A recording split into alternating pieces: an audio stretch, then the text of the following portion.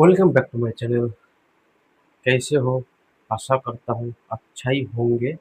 आज language change करके एक नया वीडियो कर रहा हूँ, क्योंकि आज मेस में खाते टाइम चर्चा चल रहा था।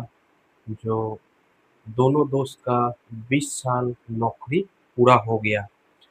तो दोनों में से एक 2003 में भर्ती देखा था और एक 2004 में भर्ती देखा था। दोनों का फोन नंबर एक ही है। फर्क इतना ही है कि एक 2003 में भर्ती देखा था और एक 2004 में भर्ती देखा। तो दोनों में से अंतर इतना ही है, एक का पुराना पेंशन है और एक एनपीएस है। तो दोनों का ही 4 का फौज नंबर है, दोनों का ही एनपीएस होना चाहिए। लेकिन जो 2003 में भर्ती देखा था, वो लोग सब ने केस करके उनका सब कोर्ट ऑर्डर दिया था। जो 2003 में भर्ती देखा था, उनका पुराना पेंशन दिया जाए। फौज नंबर चाहे 4 का क्यों ना हो, उनको पुराना पेंशन दिया जाए।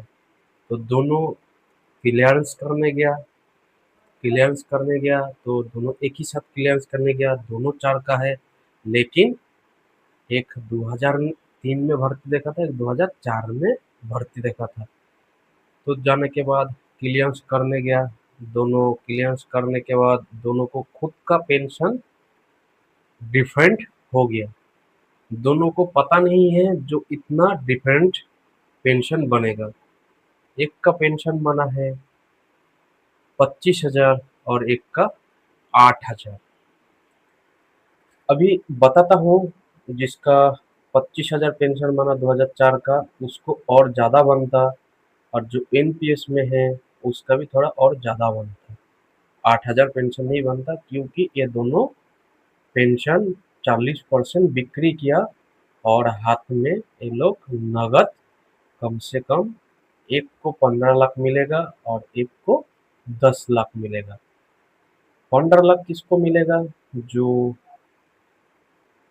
ओल्ड पेंशन वाला है उसको 15 लाख मिलेगा, और एनपीएस में जो है उसको 10 लाख मिलेगा।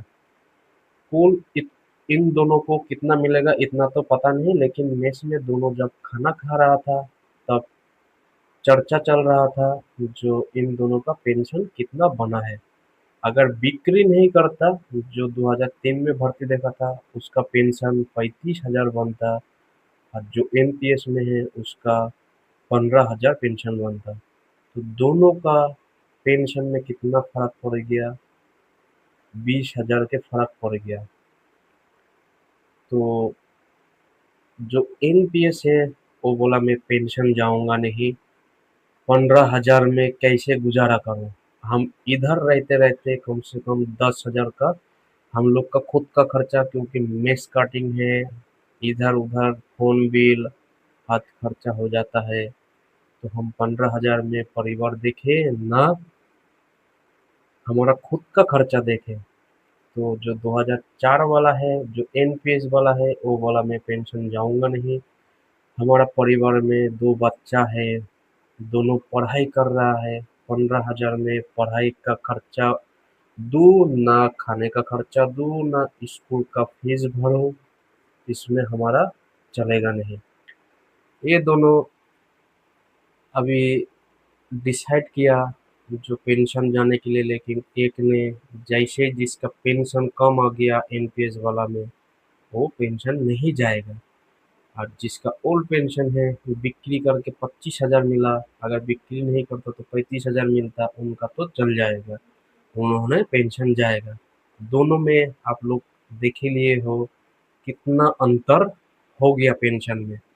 अभी यही मिनिस्ट्रियल जो मंत्रालय विभाग था, सब एक ही साथ चर्चा चल रहा था। तो बोला देखो पेंशन में कितना फर्क पड़ गया। जब हम लोग पेंशन जाएंगे, जब 20 साल पूरा होगा, तो हमारे को ज़्यादा से ज़्यादा 20,000 बनेगा, इससे ज़्यादा और कुछ नहीं बनेगा। तो अभी से सब अपना अपना पैसा ज़्यादा खर्चा ना करके आप लोग अगर 20 साल में तैयारी कर रहे हो पेंशन जाने की, तो पैसा जमा करो। जमा करके कहीं बिजनेस में लगाओ, नहीं तो कुछ करो। करने के बाद ही पेंशन के लिए सोचना। और एक बीच में और एक बोल रहा है, जो हम लोग सोचते हैं नौकरी मिला, पेंशन जाने के टाइम में कुछ नहीं मिलता है, उससे पहले हम घर बना लेते हैं, गाड़ी खरीद लेते हैं। ये गलत बात है। उन्होंने अच्छा दिमाग दिया सभी को, सुन के सभी अच्छा ही बोला है। बोला लोन लेके घर बनाना नहीं, गाड़ी लेना नहीं। गाड़ी क्या है, खर्चा और बढ़ाएगा। गाड़ी मान लीजिए लोन लेके लिया 8 लाख का गाड़ी, लोन के साथ पड़ेगा 10 लाख। तो 10 लाख तो लोन है ही है, उसके साथ जब आप गाड़ी चलाओगे ऊपर से उसका और खर्चा बढ़ेगा। तेल का खर्चा, ऊपर से ड्राइवर रखोगे, इंश्योरेंस और रोड टैक्स, टोल टैक्स इत्यादि और कुछ देना ही पड़ेगा। बाकी अब अब आ जाते हैं घर में। बोला जितना हो सके अपना जमा हुआ पैसा से घर बनाओ, लोन लेके कुछ मत करो। पैसा जमा करो, जमा करके साइड में कुछ और बंदोबस्त करो। या जमीन खरीद के रखो, या दुकान ले लो अच्छे जगह, जो आप पेंशन जाने के बाद आप उधर से कुछ कमा के खा सकते हो। उधर से कुछ कमा के हम लोग खा सकते हैं, ऐसा कुछ जुगाड़ बना के रखो। पैसा बेफालतू खर्चा मत करो। आप लोग के सामने दोनों नतीजा बैठा हुआ है। एक का पेंशन 25,000 बिक्री करके और एक का पेंशन 8,000। आप लोग खुद ही डिसाइड करो, आप लोग क्या करोगे।